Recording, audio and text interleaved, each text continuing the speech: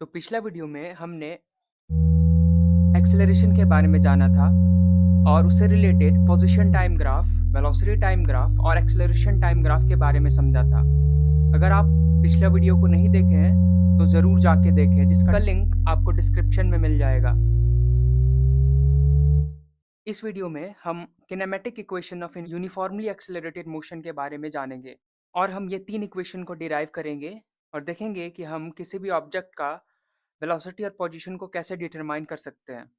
तो जैसा कि हमने पिछला वीडियो में एवरेज एक्सेलरेशन के बारे में जाना था, जो कि क्या होता है, change in velocity divided by time interval, जिसको कि हम लोग रिप्रेजेंट करते हैं delta we by delta T से।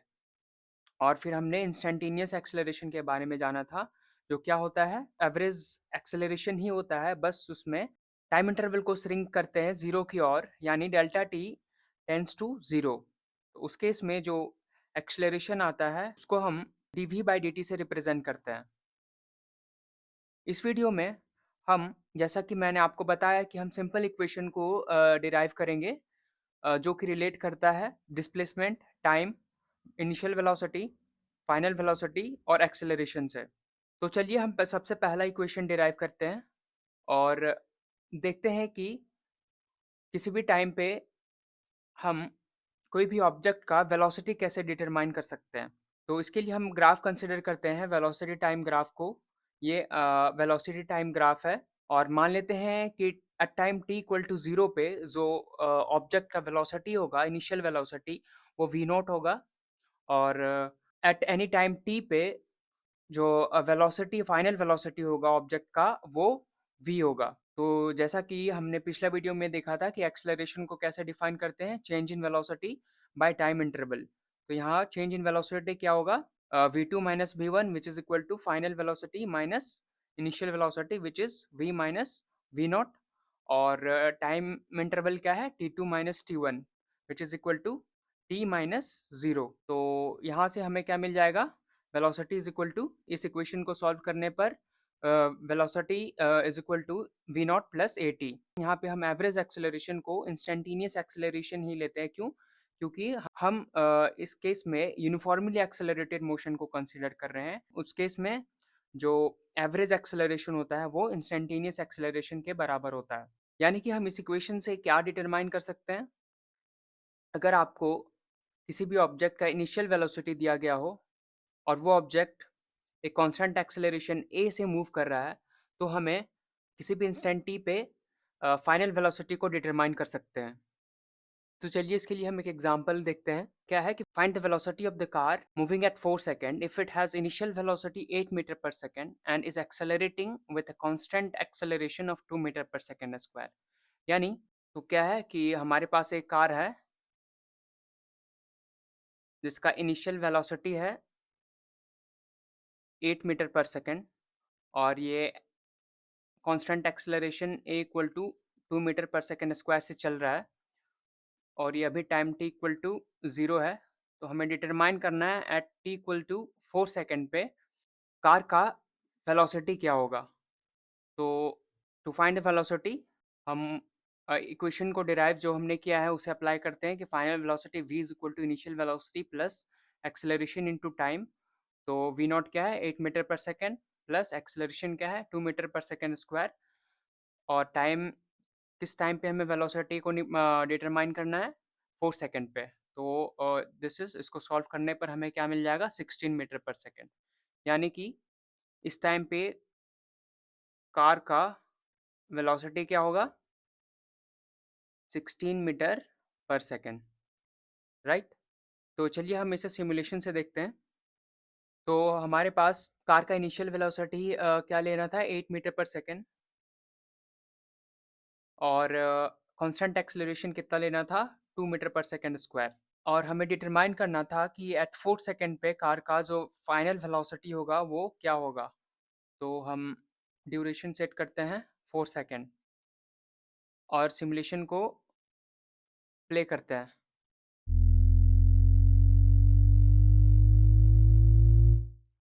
तो जैसा कि आप देख सकते हैं कि 4 सेकंड पे जो कार का वेलोसिटी आया वो कितना आया, 16 मीटर पर सेकंड। फिर से प्ले करते हैं, ये वेलोसिटी बढ़ रहा है, एक्सेलरेशन कांस्टेंट है, reaches to 16 metre per second. अब हम दूसरा इक्वेशन को डिराइव करेंगे, वो इक्वेशन जिससे हम डिस्प्लेसमेंट को फाइंड कर सकते हैं किसी भी इंस्टेंट टी पे। तो इसको समझने के लिए हम सबसे पहले चलिए कैलकुलस से कनेक्ट करके देखते हैं। तो जैसा कि आप यहाँ पे देख सकते हैं कि ये वेलोसिटी टाइम ग्राफ है, और कैलकुलस से हमें पता चलता है कि area under the velocity time graph represent the displacement. तो वो कैसे? यानी ये जो ग्राफ है, अगर हमें इस 2 इंटरवल के बीच में किसी भी ऑब्जेक्ट का डिस्प्लेसमेंट निकालना हो, तो हमें क्या करना पड़ेगा कि ये कर्व के अंडर जो एरिया है, अगर वो हमें डिटरमाइन कर लें, तो वो हमें क्या देगा? डिस्प्लेसमेंट देगा किसी भी कार का या किसी भी ऑब्जेक्ट का जो मूव कर रहा है following this velocity time graph from T1 to T2। तो चलिए हम देखते हैं कि कैसे ये एरिया हमें डिस्प्लेसमेंट देता है। तो मान लीजिए तो क्योंकि हम जानते हैं कि वेलोसिटी क्या होता है, dx बाई dt। तो dx क्या हो जाएगा, vt इंटू dt। और इंटीग्रेट करते हैं हम लोग both side, dx from x at t1 to x at t2 equals to vt dt को इंटीग्रेट करते हैं टाइम t1 से लेकर t2 के लिए। और ये जो इंटीग्रल है, ये हमें क्या देता है? Area under the velocity time graph. वो कैसे? तो चलिए आगे देखते हैं।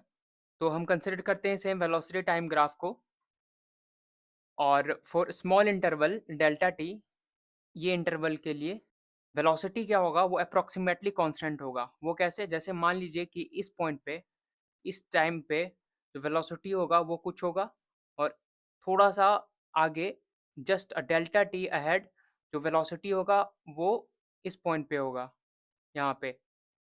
तो जैसा कि आप देख सकते हैं कि ये जो वेलोसिटी चेंज है वो बहुत ही कम है। तो हम कंसिडर कर सकते हैं कि इस पॉइंट पे और इस पॉइंट पे जो वेलोसिटी होगा वो अप्रॉक्सीमेटली इक्वल होगा, जिसे हम, और यहाँ पे मान सकते हैं कि यहाँ पे जो वेलोसिटी होगा वो वी आई होगा। तो velocity at this time is equal to v i, और जो स्मॉल डिस्प्लेसमेंट होगा during that interval is equal to, displacement क्या होता है? Is equal to velocity into time. तो स्मॉल डिस्प्लेसमेंट होगा उस इंटरवल के लिए, वो क्या होगा? वी आई, यानी velocity at that instant into the time interval delta T. और ये क्या है? Area of that thin rectangle. वो कैसे? क्योंकि एरिया ऑफ रेक्टेंगल क्या होता है? Width into width into height. तो यहाँ पे विड्थ क्या है? डेल्टा टी, और हाइट क्या है? V i. तो ये हमें इस स्ट्रिप का एरिया देगा, यानी v i into delta t is equal to area of this thin strip. Okay, area equals to width into length और height which is equal to delta t into v i. अब हम क्या करते हैं कि इस ग्राफ को multiple thin strip में डिवाइड करते हैं, और ईच स्ट्रिप का जो विड्थ होगा वो क्या होगा? डेल्टा टी होगा। ये जो विड्थ होगा हर स्ट्रिप का वो क्या होगा? डेल्टा टी होगा। और हर एक जो इंस्टेंट पे वेलोसिटी होगा उसे हम ये इस इंस्टेंट पे v1 करते हैं, v1 मानते हैं। इस इंस्टेंट पे जो वेलोसिटी होगा वो क्या होगा? v2 होगा। वैसे ही एक पर्टिकुलर इंस्टेंट पे, ith इंस्टेंट पे जो वेलोसिटी होगा वो vi होगा। तो तो ith इंस्टेंट पे डिस्प्लेसमेंट क्या होगा? Area of this thin strip which is equal to vi। और क्योंकि जो विड्थ है वो यहाँ भी डेल्टा टी होगा, हमने कांस्टेंट विड्थ ले रखा है, तो डिस्प्लेसमेंट क्या होगा? Area of the thin strip at ith instant for summing over all ith instant. मान लीजिए v जीरो है, ठीक है? तो at t equal to zero, v zero पे ये थिन स्ट्रिप का एरिया, फिर i इक्वल टू जीरो के लिए ये थिन स्ट्रिप का area, i equals to one के लिए ये दूसरा थिन स्ट्रिप का एरिया। वैसे ही सारा ऐड कर लेंगे, कहाँ तक? सारे थिन स्ट्रिप को, ठीक है? तो this is the summation over all ith thin strip. वो हमें क्या देगा? ये टोटल एरिया, सारे थिन स्ट्रिप का एरिया को अगर हम ऐड करेंगे तो हमें तो इस ग्राफ के अंदर टोटल एरिया हमें मिल जाएगा। और जैसा कि हम लोग कैलकुलस में पढ़े थे कि as rectangle becomes infinitely thin delta T tends to zero, यानी अगर ये थिन स्ट्रिप को टेंड्स टू जीरो कर देते हैं, ये जो थिन स्ट्रिप है वो बहुत पतला हो जाता है, तो उस समय जो सम होता है यानी ये जो क्वांटिटी होता है delta x become the definite integral, जिसको हम लोग रिप्रेजेंट करते हैं delta x is equal to v i delta t, where delta t tendings to zero. और ये समेशन क्या बन जाता है, डेफिनेट इंटीग्रल बन जाता है t1 से लेकर t2 vt dt। ठीक है, यानी ये vi है ith इंस्टेंट पे वेलोसिटी, और क्या हो जाएगा v at an instant t, यानी कुछ जैसे मान लीजिए कि ये ith इंस्टेंट है, तो यहाँ पे जो वेलोसिटी होगा वो क्या हो जाएगा, क्योंकि ये जो ग्राफ है वो क्या है v as a function of t, तो इस t पे जो हम लोग को वेलोसिटी मिलेगा वो वेलोसिटी क्या हो जाएगा vt। ठीक है, तो इंटीग्रेटिंग t1 से t2, यहाँ पे आप t1 को 0 मान सकते हैं इस पॉइंट पे, और t2 को t मान सकते हैं इस पॉइंट पे। तो टोटल एरिया हमें क्या देगा, इंटीग्रल t1 से लेकर t2 vt टाइम्स ये जो delta t tends to 0 becomes dt। Okay, तो इसका मतलब ये कि if we find the area under the velocity time curve for the time interval t2 minus t1, that gives us displacement of the object covered for the same time interval for the object following the motion according to that curve। इसका मतलब ये, अगर हमें कोई भी object का displacement निकालना हो t इक्वल्स टू t1 से लेकर t इक्वल्स टू t2 तक, और वो ऑब्जेक्ट फॉलो करता हो इस वेलोसिटी टाइम ग्राफ के मोशन को, और हम अगर ग्राफ का हम लोग एरिया निकालते हैं t1 से लेकर t2 तक के इंस्टेंट में, तो वो एरिया हमें क्या देगा, उस ऑब्जेक्ट का डिस्प्लेसमेंट जो वो कवर करता है सेम इंटरवल t1 से लेकर t2 तक। और एक चीज़ हमें और ध्यान देना होगा, जो वो हमें डिस्प्लेसमेंट मिलेगा वो क्या होता है, sign area between the velocity curve and the time axis. वो कैसे, जैसे कि मान लेते हैं कि दूसरा केस लेते हैं, उस केस में जो वेलोसिटी टाइम कर्व होता है वो कुछ इंस्टेंट के लिए पॉजिटिव होता है, जैसे कि आप देख सकते हैं वेलोसिटी क्या है, पॉजिटिव है, फिर ये ज़ीरो होता है, और फिर आगे इंस्टेंट के लिए वो जो वेलोसिटी होता है वो नेगेटिव हो जाता है। उस केस में हमें उस कार का जो टोटल डिस्प्लेसमेंट मिलेगा वो कैसे हमें कैलकुलेट करना होगा, वो पहले हमें एरिया निकालना होगा उस इंटरवल के लिए जिस इंटरवल के लिए जो ऑब्जेक्ट का वेलोसिटी है वो पॉजिटिव है, और फिर हमें एरिया निकालना होगा उस इंटरवल के लिए जिस इंटरवल के दौरान ऑब्जेक्ट का जो वेलोसिटी होगा वो नेगेटिव होगा। तो जो फर्स्ट केस में जो हमें एरिया मिलता है वो पॉजिटिव एरिया लेना है, और सेकंड केस में जो एरिया मिलता है वो नेगेटिव एरिया लेना है। और उस केस में जो टोटल डिस्प्लेसमेंट हो जाएगा वो क्या हो जाएगा, area above minus area below. अब हम कंसीडर करते हैं क्योंकि हम लोग यूनिफॉर्मली एक्सेलरेटेड मोशन कंसीडर कर रहे हैं जिसमें एक्सेलरेशन क्या होता है, कांस्टेंट होता है, तो उस केस में जो वेलोसिटी टाइम कर्व होता है वो स्ट्रेट लाइन होता है।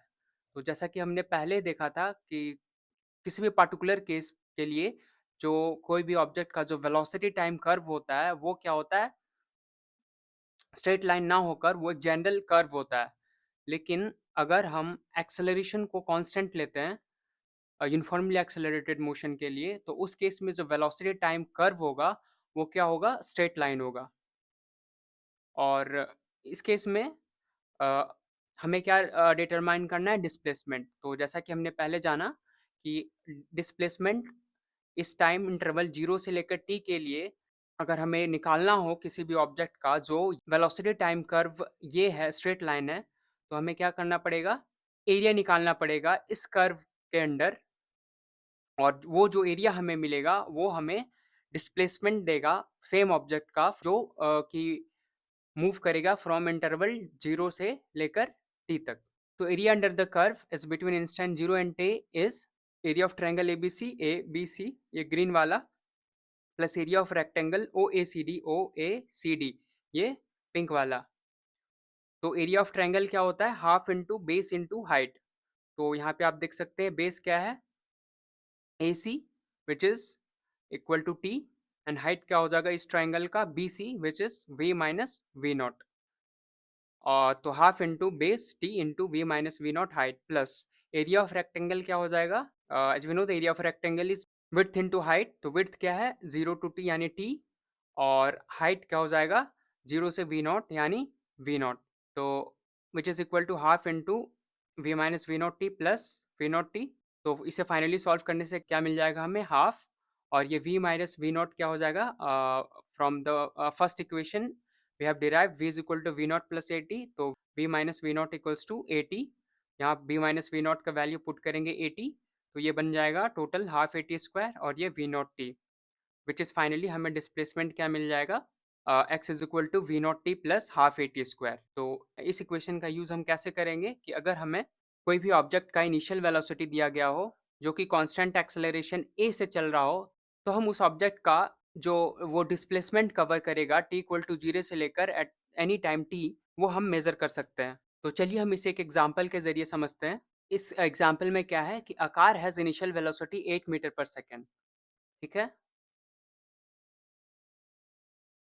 ये कार का जो इनिशियल वेलोसिटी है v naught equals to 8 metre per second, और the car is moving at constant acceleration of 2 metre per second square. Acceleration क्या है? 2 metre per second square. Find the displacement covered by that car for 4 seconds, यानी ये t equal to 0 second है। तो 4 second के बाद मान लीजिए कि ये जो कार है वो यहाँ पर आ जाता है। तो हमें क्या करना है? डिटरमाइन करना है कि ये टोटल डिस्प्लेसमेंट क्या होगा वो कार का, जब वो ट्रैवल करता है at T equal to 0 second से लेकर टी इक्वल्स टू 4 सेकेंड तक। इनिशियल वेलोसिटी क्या है? 8 मीटर पर सेकेंड, और एक्सेलरेशन क्या है? 2 metre per second square. To find the displacement covered by the car for 4 second, तो हम उसके लिए जो हमने इक्वेशन डिराइव किया, x is equal to v not t plus half a t square, उसमें हम पुट करते हैं वी नॉट क्या है? 8 मीटर पर सेकेंड, और टाइम क्या है? 4 second, is equal to half plus half into acceleration again to acceleration 2 metre per second square, and time again is 4 second whole square, which is equal to 32 metre plus यहाँ से solve करने पर 16 metre. इसे आप calculate कर सकते हैं। ये सेकंड स्क्वायर यूनिट और ये सेकंड स्क्वायर यूनिट कैंसिल हो जाएगा, सिर्फ हमें यहाँ मीटर बचेगा, और बाकी ये न्यूमेरिकल वैल्यूज आप कैलकुलेट कर सकते हैं। फाइनली हमें क्या मिल जाएगा? ये 48 मीटर। मतलब कार का अगर हमें initial velocity 8 metre per second दिया गया हो, जो कि वो constant acceleration 2 metre per second square से चल रहा है, तो वो टोटल डिस्प्लेसमेंट कितना कवर करेगा? 48 मीटर, वो 4 सेकेंड में। ठीक है? तो चलिए इसे हम सिमुलेशन से देखते हैं। तो हमें कार का इनिशियल वेलोसिटी सेम मिला था कितना? 8 मीटर पर सेकेंड, और कांस्टेंट एक्सेलरेशन क्या है? 2 मीटर पर सेकेंड स्क्वायर, और ड्यूरेशन कितना ड्यूरेशन के लिए हमें उस कार का डिस्प्लेसमेंट निकालना है? 4 सेकेंड के लिए। तो चलिए हम इसे प्ले करके देखते हैं कि वो टोटल डिस्प्लेसमेंट कितना कवर करता है। प्ले। यहाँ पे आप देख सकते हैं डिस्प्लेसमेंट बढ़ रहा है, ये और ये 48 मीटर, राइट? फिर से प्ले करते हैं। वेलोसिटी कंटिन्यूअसली इंक्रीज करेगा, एक्सेलरेशन कांस्टेंट रहेगा, और यहाँ पे डिस्प्लेसमेंट 48 मीटर पर सेकंड। फिर से यहाँ पे डिस्प्लेसमेंट देखते हैं, finally it goes to 48 metre, right? अब चलिए हम तीसरा रिलेशन को डिराइव करते हैं, जिसे हम वेलोसिटी डिस्प्लेसमेंट रिलेशनशिप बोलते हैं। तो इसके लिए हम डिस्प्लेसमेंट यहाँ से हम देख सकते हैं कि हमें डिस्प्लेसमेंट क्या मिला था कि area of triangle ABC plus area of rectangle OACD. तो क्या था? Half into t into v minus v not plus v not t. ये सेम एक्सप्रेशन को हम लोग यहाँ पे लेते हैं, x is equal to half v minus v not t plus v not T.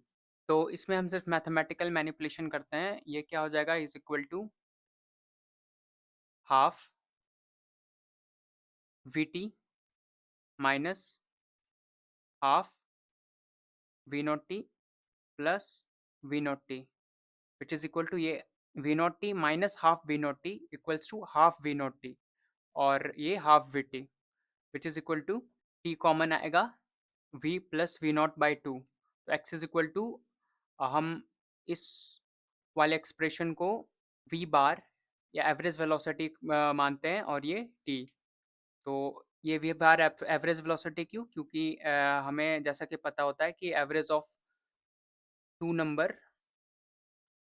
a and b is a plus b by two. तो ठीक वैसे ही यहाँ पे हमें v plus v not by two, ये दो नंबर क्या है, v और v नॉट, और ये दोनों क्या है, वेलोसिटी है। तो v plus v not by two will become the average velocity. इस इक्वेशन का मतलब क्या है कि object has gone displacement x with an average velocity equals to the average of initial and final velocity। मतलब कि जैसा कि हम जानते हैं कि डिस्प्लेसमेंट क्या होता है, स्पीड वेलोसिटी इनटू टाइम। ठीक है, तो इस केस में डिस्प्लेसमेंट क्या हो जाएगा, वेलोसिटी क्या है, एवरेज वेलोसिटी v बार, और टाइम क्या है t, और एवरेज वेलोसिटी क्या होगा, एवरेज वेलोसिटी क्या है, ये फाइनल वेलोसिटी, और ये इनिशियल वेलोसिटी। तो अब यहाँ से आप समझ सकते हैं कि object has gone displacement x which is with an average velocity equals to the average of initial and final velocity v prime v bar v plus v naught by 2 average of initial velocity and final velocity। ठीक है, और ये equation average velocity is equal to initial velocity plus final velocity by two कब true होता है, this is only for uniformly accelerated motion, यानी जब acceleration क्या होता है, कांस्टेंट होता है तब। ठीक है, तो फाइनली हमें यहाँ से क्या मिल जाएगा, तो x is equal to v plus v not by two, v bar क्या है, v plus v not by two times v minus v not by a. ये कहाँ से मिलेगा, ये जैसा कि हमने पहला इक्वेशन में देखा था कि v is equal to v not plus a t होता है, तो t इक्वल्स टू क्या हो जाएगा, v minus v not by a. तो t, दिस इज क्या है, t v minus v not by a. तो यहाँ से हमें क्या मिल जाएगा, x इज इक्वल टू, और इसे सॉल्व करने पर v square minus v not square by two a. Okay, और फाइनली हमें क्या मिल जाएगा, इसे सॉल्व करने पर v square is equal to v not square plus two a x. तो इसका मतलब इस इक्वेशन से हम क्या फाइंड कर सकते हैं, अगर हमें उस ऑब्जेक्ट का किसी भी पोजीशन x पे वेलोसिटी फाइंड करने बोला जाए, तो हम उसे डायरेक्टली इस इक्वेशन में वैल्यूज को पुट करके उस ऑब्जेक्ट का फाइनल वेलोसिटी क्या होगा उस डिस्प्लेसमेंट x पे, वो हम लोग फाइंड कर सकते हैं। तो चलिए हम इसे एग्जांपल से समझते हैं। क्या कह रहा है कि find the velocity of the car having initial velocity of 8 metre per second. ये कार है जिसका इनिशियल वेलोसिटी क्या है, 8 metre per second, v not equals to 8 metre per second. ठीक है, moving with a constant acceleration of 2 metre per second square. ये constant acceleration equals to 2 metre per second square से चल रहा है, और हमें बोला जा रहा है कि मान लीजिए x इक्वल्स टू 0 है, तो at x is equal to 48 metre पे इस कार का वेलोसिटी क्या होगा, वो हमें फाइंड करना है। v final velocity, what is the final velocity. Okay, तो हमें इनिशियल वेलोसिटी दिया हुआ है, एक्सेलरेशन दिया हुआ है, we have to find the velocity of the car when it reaches at 48 metre. तो v square is equal to v not square plus two a x, it is equal to v not क्या है, 8 metre per second square plus 2 into acceleration 2 metre per second square into x क्या है, 48 metre. तो ये क्या हो जाएगा, 64 metre per second whole square plus इसे सॉल्व करने पर 192 metre per second whole square. Okay, तो वहाँ से हमें क्या मिल जाएगा, 256 metre per second whole square. तो फाइनली हमें वेलोसिटी क्या मिल जाएगा, v equals to under root 256 metre per second square, जो कि हमें फाइनली क्या मिल जाएगा, v equal to 16 metre per second. ठीक है, मतलब कि जो वेलोसिटी हो जाएगा उस कार का, x is equal to 48 metre पहुंचता है, तो उस समय जो उसका वेलोसिटी हो जाएगा वो क्या हो जाएगा, 16 मीटर पर सेकेंड। तो चलिए इसे हम सिमुलेशन से फिर से देखते हैं कि हमें कार का initial position x equals to 0 दिया हुआ है, initial velocity 8 metre per second है, और वो कार एक्सेलरेट कर रहा है constantly 2 metre per second square से। तो हमें फाइंड आउट करना है कि उस कार का वेलोसिटी क्या होगा जब वो रीच करेगा x is equal to 48 metre. तो चलिए प्ले करते हैं। ध्यान से देखिए, ये पोजीशन बढ़ रहा है। जैसे ही ये 48 मीटर पे जाएगा, उस समय जो उसका वेलोसिटी हो जाएगा वो 16 मीटर पर सेकंड हो जाएगा। फिर से प्ले करते हैं। Velocity, watch this velocity and what this position, 48 metre पे velocity 16 metre per second, right. तो आप इस सिमुलेशन को खुद एक्सप्लोर करिए, जिसका लिंक आपको डिस्क्रिप्शन पे मिल जाएगा। आप यहाँ पे इनिशियल कंडीशन कुछ भी चूज़ कर सकते हैं। जैसे इनिशियल पोजीशन चूज़ कर सकते हैं, इनिशियल वेलोसिटी चूज़ कर सकते हैं, कांस्टेंट एक्सेलरेशन चूज़ कर सकते हैं, ड्यूरेशन चूज़ कर सकते हैं और उस बेसिस पे जो कार का पोजीशन, डिस्प्लेसमेंट, वेलोसिटी और एक्सेलरेशन क्या होगा उसे आप वॉच कर सकते हैं और विजुअलाइज़ कर सकते हैं, राइट? तो हमने क्या देखा? 3 important kinematic equation of uniformly accelerated motion, जिसमें पहला क्या था? Final velocity is equal to initial velocity plus acceleration into time. Displacement x is equal to v naught t, initial velocity into time plus half into acceleration into time square. और final velocity square is equal to initial velocity square plus 2 into acceleration into the displacement. और these were obtained assuming that at t equal to 0 position of the object x is 0। ठीक है, मतलब ये जैसा कि आपने ध्यान दिया होगा कि हम लोग ये जितना भी इक्वेशन को डिराइव किया है, वो हम ये कंसिडर करते हुए डिराइव किया था कि अगर ये पोजीशन एक्सिस है, तो t इक्वल टू 0 पे जो पोजीशन हम लोग कंसिडर करते हैं वो 0 कंसिडर करते हैं। ठीक है, लेकिन हम लोग if we take the initial position of the object as a non-zero, that is initial condition at x equal to 0 ना होकर x क्या होगा, x नॉट होगा। जैसे कि ये पोजीशन एक्सिस है और ये x इज इक्वल टू 0 यहाँ पे है, ये पोजीशन एक्सिस। और हम लोग इनिशियली जो कार का पोजीशन है वो लेते हैं x is equal to x not, ना कि हम लोग कार का पोजीशन इस पोजीशन पे लेते हैं जहाँ पे वो पोजीशन होगा कार का वो 0 होगा। तो इस केस में अगर हम सेम इक्वेशन को डिराइव करेंगे तो हमें क्या मिलेगा? पहला तो सेम ही होगा, दूसरा क्या हो जाएगा? x इज इक्वल टू एक नया टर्म इंट्रोड्यूस होगा x not plus v not t plus half a t square. और इस केस में जो वी स्क्वायर हो जाएगा उसमें एक यहाँ पे x के जगह पे x माइनस एक्स नॉट करना पड़ेगा, राइट। ये t इक्वल टू 0 है यहाँ पे, ठीक है। यानी t इक्वल टू 0 पे जो कार का पोजीशन है वो क्या है? x नॉट है, ना कि 0 है। तो चलिए हम इसे सिमुलेशन से समझने के लिए मान लेते हैं कि कार का जो इनिशियल पोजीशन होगा वो क्या होगा? मान लेते हैं 36 मीटर। इनिशियल वेलोसिटी को मान लेते हैं हम 8 मीटर पर सेकंड और कांस्टेंट एक्सेलरेशन को मान लेते हैं 2.6 मीटर पर सेकंड स्क्वायर। तो उस केस में चलिए इसे सिमुलेट करके देखते हैं कि कार क्या कैसे जाता है। सो आप यहाँ पे देख सकते हैं पोजीशन टाइम ग्राफ को कि पहले फिर से प्ले करते हैं और देखते हैं। जैसे कि आप यहाँ पे देख सकते हैं ये पोजीशन टाइम ग्राफ है।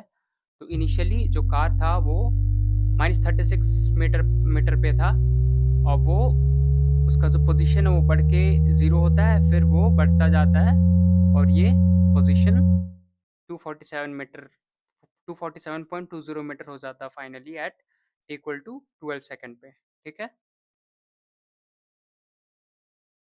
एक और केस देखते हैं। मान लेते हैं कि same initial position, initial velocity लेते हैं, लेकिन एक्सेलरेशन इस केस में हम लोग नेगेटिव लेते हैं,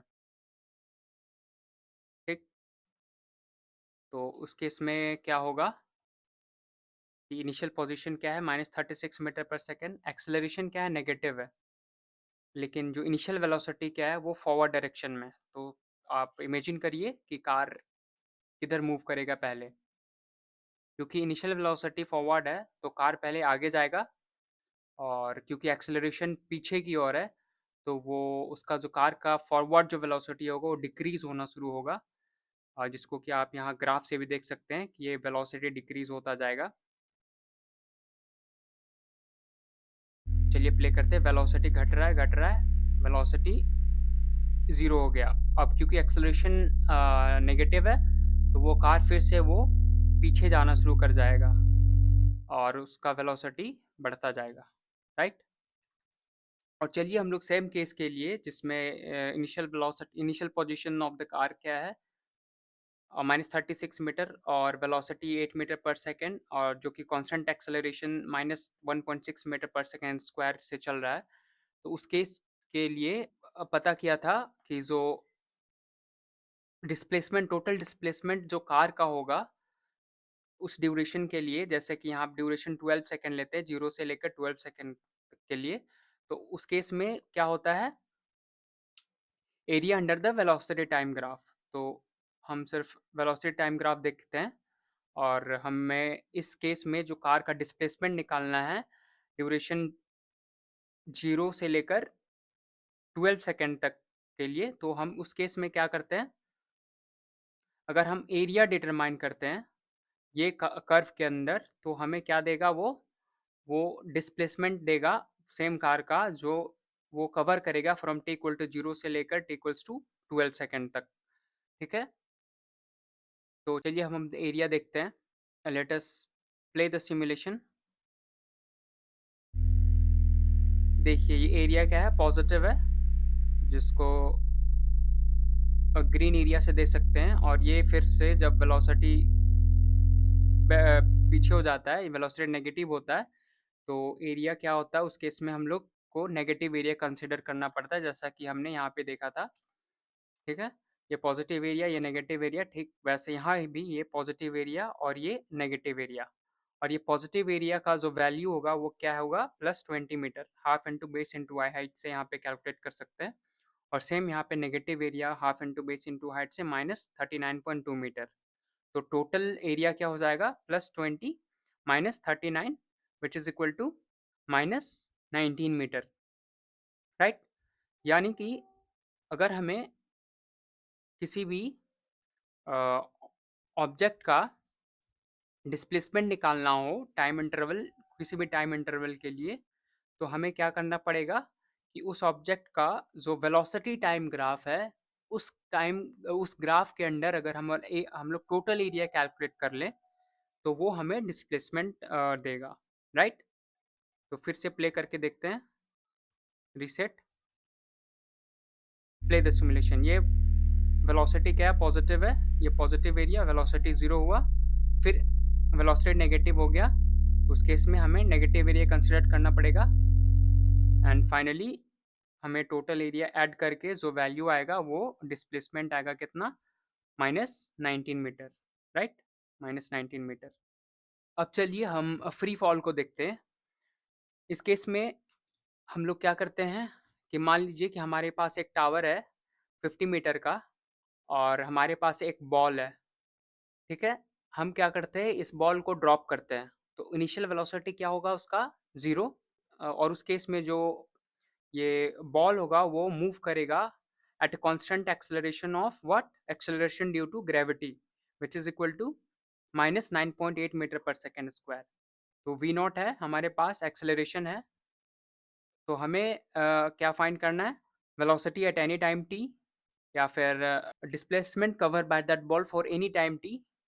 ठीक है, तो उस केस में हम लोग जो इक्वेशन डिराइव किए हैं उसको डायरेक्टली अप्लाई करते हैं और फाइंड करते हैं कि final velocity at any time t which is equal to v not plus a t is equal to v not क्या है, 0, प्लस ए क्या है, acceleration due to gravity which is equal to -g times किसी भी time के लिए हम लोग को वेलोसिटी मेजर करना है, तो टी। तो यहाँ से हमें क्या मिल जाएगा, velocity is equal to -9.8 t metre per second. ठीक है, तो हमें किसी भी टाइम पे अगर वेलोसिटी मेजर करना हो, तो उस टाइम को डायरेक्टली यहाँ पे पुट करेंगे, जो वैल्यू आएगा वो हमें क्या देगा, वेलोसिटी देगा of that ball at that time. Okay, ठीक वैसे ही हम लोग, जैसे कि हम लोग सिमुलेशन से देख सकते हैं, ये हमारे पास टावर है, ठीक है? जिसका हाइट कितना है? 50 मीटर है और एक्सेलरेशन ड्यू टू ग्रेविटी क्या होगा? -9.8 मीटर पर सेकंड स्क्वायर और हमें फाइंड करना हो कि किसी भी टाइम पे इस ऑब्जेक्ट का इस बॉल का वेलोसिटी क्या होगा? तो हम लोग यहाँ से मेज़र कर सकते हैं कि जैसे-जैसे ये टाइम बढ़ता जाएगा, ये बॉल फॉल होता जाएगा और ये फाइनली फॉल होके ग्राउंड पे आएगा, ठीक है?